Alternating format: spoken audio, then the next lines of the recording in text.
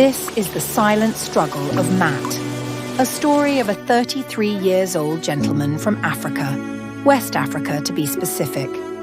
Matt had always dreamed of a better life as he came from a very humble background.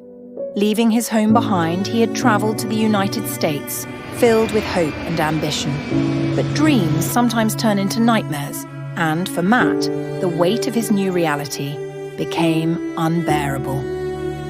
At first, everything seemed fine. He landed in New York City, attended college, and earned his bachelor degree in business. He found a job, rented a small apartment, and started his journey towards success.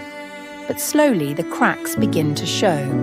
The loneliness of being in a foreign land, the pressure to meet expectations, and the constant anxiety of survival began eating away at him.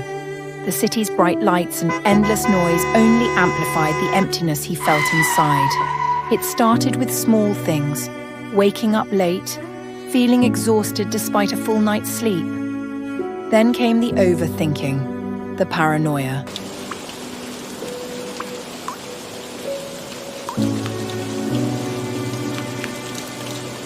Matt felt like everyone at work was staring at him, whispering behind his back.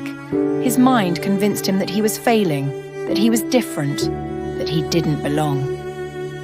The anxiety gripped his chest like a vice, making every workday feel like a battlefield. The simplest tasks became impossible.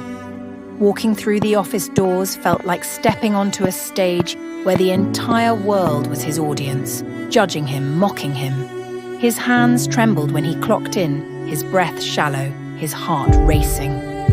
The break room, once a place to relax, became a place to avoid. Too many eyes, too much noise, too many unspoken expectations. But he couldn't afford to break. Rent was due, food had to be bought, bills kept piling up. Calling in sick wasn't an option. Quitting was out of the question.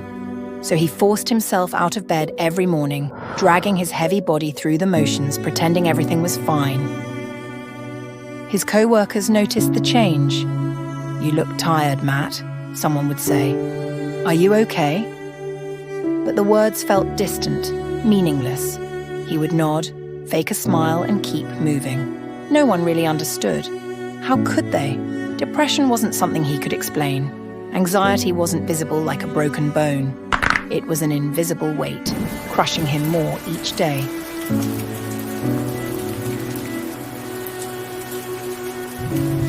At night, Matt would sit alone in his apartment staring at the ceiling, feeling the walls closing in.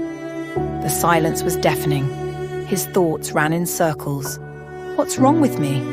Why can't I just be normal? Maybe I should just disappear. He missed home, but going back felt like admitting defeat.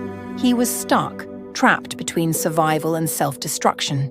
His dreams turned into nightmares, restless sleep, gasping awake. The pressure in his chest never fading, just simmering beneath the surface. He walked through life like a ghost, detached, disconnected. Sometimes he stood in the shower for an hour, letting the water burn against his skin, hoping it would wash away the pain, the exhaustion, the fear. One evening, after another exhausting shift, Matt found himself standing at the edge of his apartment's rooftop, looking down at the street below. The thought crossed his mind. Would anyone even notice if he disappeared? The darkness inside him whispered that it would be easier to just let go. But then his phone buzzed.